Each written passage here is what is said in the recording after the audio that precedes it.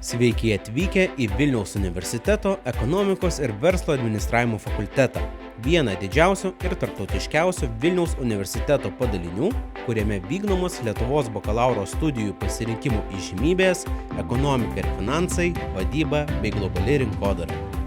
Kiekvienas Vilniaus universiteto fakultetas yra savaip išskirtinis. Ekonomikos ir verslo administravimo fakultetas garsėja ekonomikos mokslų lyderystę, dėmesiu tiek studijų akademiškumui, tiek praktiniams žinioms ir ilgamete patirtimi ruošiantis išskirtinius ekonomikos ir vadybos sričių profesionalus. Vilniaus universiteto ekonomikos ir verslo administravimo fakulteto vizija yra vienyti ekonomikos ir vadybos mokslo profesionalus ir jų patirtimi grįsti kuriamas programas. Šiuose programuose mes įtraukiame inovatyvius metodus, įtraukiame rinkos iššūkius, įtraukiame žmones, kurie yra susiję su šiomis žinių sritimis ir atidarom tokias galimybės, kurių jūs negalėjo tikėtis, kol nepradėjo studijuoti.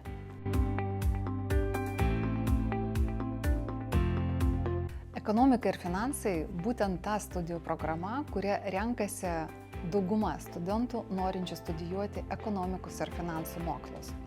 Šios programos absolventai yra pasiruošę dirbti globaliuose finansų rinkose, apdoroti didžiulius ekonominius duomenų masyvus, dirbti su finansų technologijomis. 94% paskutinių kursų studentų jau dirba pagal specialybę. Turim atsiminti, kad atlyginimai finansų ir IT srityse paskutinį dešimtmetį yra aukščiausi ne tik tai Lietuvoje, bet ir visame pasaulyje. Kai rinkausi studijas, norėjau labai plataus dalyko su daug darbo galimybių, kad turėčiau ateityje pasisukti bet kur tik noriu. Šios studijos man davė bendrą loginį mąstymą, suvokimą, žinias apie finansus, ekonomiką, rinkodarą, įvairias strategijas, dalykus, kuriuos galėjau praktiškai įgyvendinti ir pritaikyti praktikoje. Ypač patiko dėstytojai ir jų profesionalumas. Jie atnešė labai daug pavyzdžių ir daug teorinių pagrindų, kuriuos mes galėjome pritaikyti tiek praktiškai, tiek atlikdami tam tikras užduotis. Apskritai yra labai gera suvokti ir suprasti, kaip tam tikri pasaulio įvykiai veikia mūsų šalies ekonomiką, kaip tam tikros įmonės gali prisidėti prie bendro mūsų šalies vystymosi ir gerinimo.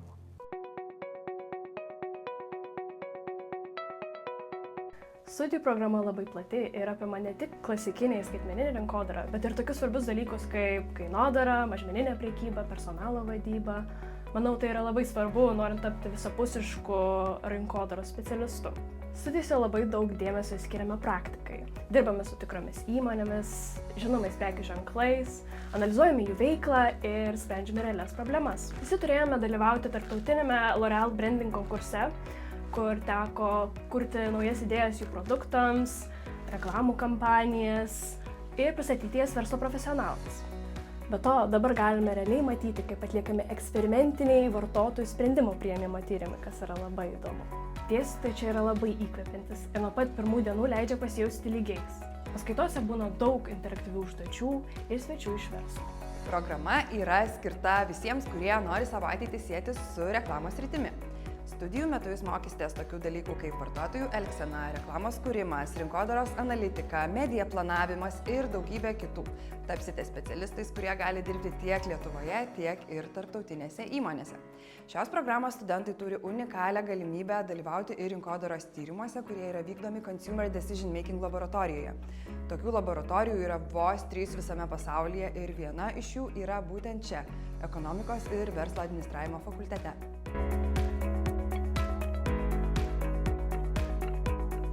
Ši programa yra skirta rengti vadovus, o vadovai turi turėti įvairių verslo valdymo kompetencijų. Žinoti, kaip sukurti verslą, kaip auginti pardavimus, kaip skatinti darbuotojus, kaip valdyti įmonės finansus, kaip kurti stiprų prekės ženklą ir daug kitų dalykų. Be to, ši programa patinka ir tiems, kurie dar nėra tvirtai apsisprendę, ką nori studijuoti, nes čia galima išsiauginti daug verslo valdymo kompetencijų, o vėliau išsirinkti, kas sekasi geriausiai. Mane labiausiai sužavėjo tai, kad ekonomikos ir verslo administravimo fakultetas suteikia savo studentams galimybę dalyvauti startuolių kūrimo programoje, VOU TH preakceleratoriaus programoje, kas ypač aktualu vadybos studentams. Visgi to mes čia ir susirinkome - išmokti verslumo, įgyti žinių, padėsinčių sukurti savo pirmuosius verslus, o TH Preakceleratoriaus programoje tų žinių įgausime dar daugiau ir galbūt netgi gausime pirmąsias investicijas savo verslams.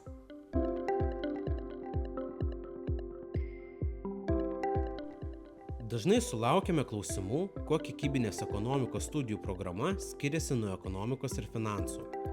Nors abi studijų programos rengia ekonomistus, kiekybinė ekonomika vykdoma tik anglų kalba, trunka 3 metus ir yra parengta kartu su Lietuvos banku.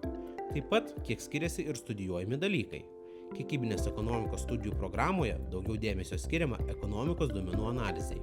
Tiesa, stojamasis balas į šią programą aukštesnis nei į kitas EBAF studijų programas, tai yra 7,2. Džiaugiuosi pasirinkęs studijuoti kiekybinę ekonomiką, nes čia susirinko gabiausi ir stropiausi studentai, o dėstytojai užsienio universitetus baigę specialistai. Čia analizuojame įvairius pasaulio įvykius kaip COVID-19 pandemija arba karas Ukrainoje. Žinau, kad studijos anglų kalba man atvers daugiau karjeros galimybių bei galimybių studijuoti užsienyje. Trumpesnė studijų trukmė skatina mokytis intensyviau ir efektyviau, o NASDAQ ir Lietuvos banko teikiamos stipendijos leidžia man visiškai atsidėti mokslams. Labai rekomenduoju šią programą tiems, kurie svajoja apie karjerą finansų arba ekonomikos srityje. Jeigu jūsų tikslas yra karjera finansų srityje ir ieškote išties perspektyvių studijų, kviečiame rinktis apskaitos ir audito studijų programą. Apskaitos specialistų paklausa šiuo metu yra viena didžiausių. Ne veltui mūsų programos partneriai, didžiosios tarptautinės ir audito kompanijos, nuolat lankosi fakultete ir ieško potencialių darbuotojų tarp apskaitos ir audito programos studentų. Studijų metu jūs gilinsitės į ekonomikos ir verslo pagrindus, į įmonių finansus ir apskaitą, į gyventojų ir įmonių mokesčius, į auditą, finansinį ir veiklos auditą, į įmonės biudžeto formavimą ir valdymą. Beje, apskaitos ir audito programos studentai dažniausiai gauna apmokamas praktikas ir vėliau lieka dirbti tose įmonėse. Galiu patvirtinti, kad tai yra nepaprasta studijų programa su labai patyrusiais dėstytojais. Ypač patiko, kad jos metu mes įgyjome ne tik bendrųjų apskaitos, mokesčių ar audito žinių, tačiau pagilinome savo kompetencijas ir verslo, rinkodaros bei finansų srityje, o tai praplėtė mano akiratį dar labiau. Ypač patinka, kad paskaitas kartais veda PwC ir EY įmonių profesionalai, kurie pateikia mums realius jų įmonėje nutikusius pavyzdžius, apie kuriuos mes diskutuojame, aiškinamės, kas jų metu buvo padaryta gerai, o kas galbūt ne tiek. Tokie pavyzdžiai ir dalykai man tik dar kartą patvirtina, kad žengdama į verslo, į audito ir apskaitos pasaulį, aš turiu nepaprastai stiprų žinių bagažą, kurį galiu panaudoti. O karjeros galimybės mums yra taip pat neribotos, nes įmonių profesionalai ir specialistai mums darbo vietas, praktikos vietas siūlo jau nuo pat pirmųjų studijų metų.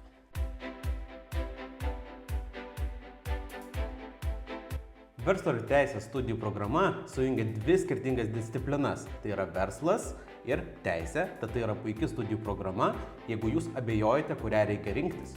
Tokios studijų programos nesiūlo jokia kita Lietuvoje veikianti aukštoji mokykla, nuo kiekvienam geram verslo savininkui reikia aukštos kvalifikacijos verslo ir teisės specialisto. Studijų metu gilinsitės į verslo teisę, sutarčių teisę, verslo ginčų teisę bei įvairias kitas verslo teisę susijusias sritis. O iš verslo pusės mokysite apie inovacijas, rinkodarą bei kitus svarbius verslams ir teisininkams projektus. Visada dvejojau, ar stoti ekonomiką, verslo vadybą ar į teisės studijas, bet labai džiaugiuosi, kad vienos iš didžiausių studijų mūgių metu aplankiau ekonomikos ir verslo administravimo fakulteto stendą, kur pokalbio metu man pasiūlė stoti į verslo studijų teisės programą, apie kurią dar nebuvau girdėjęs. Ši programa suderino mano norą gilintis tiek ekonomiką, verslą, tiek į teisę. O faktas, kad šioje Programoje dėsto profesionalai iš 2 svarbiausių fakultetų visame universitete, tik dar labiau palengvino mano sprendimą, kur aš norėčiau studijuoti. Patirtis parodė, kad buvo ne tik įdomu, bet ir labai naudinga įsisavinti teisinės verslo žinias, leidžiančias priimti verslui palankesnius sprendimus, valdyti galimas rizikas, bendradarbiauti su partneriais bei klientais.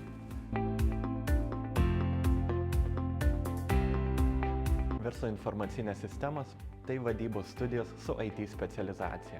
Jos paruošia įmonių vadovus ar aukštesniosios grandies specialistus, kurie gebės suvokti, kaip informacinės sistemos gali padėti verslui plėstis ir augti. Baigę šias studijas galėsite vykdyti IT projektus, taip pat galėsite įvertinti IT sprendimų tinkamumą jūsų verslui. Labai įdomios studijos žmogui, ypač besidominčiam IT sritimi ar norinčiam perspektyvios karjeros. Čia ne tik mokomės, kaip kurti savo verslą, valdyti projektus, pritaikyti IT sistemas versle bei užtikrinti jų saugumą ir sklandų įmonės veikimą. Labai patinka, kad studijose neapsiribojama su sausa teorija, didelis dėmesys yra skiriamas komandiniam, projektiniams darbams bei taikant įvairias programas. Dabar žinau, jei tavo verslas paremtas protingais IT sprendimais, tu iškart turėsi pranašumą prieš konkurentus.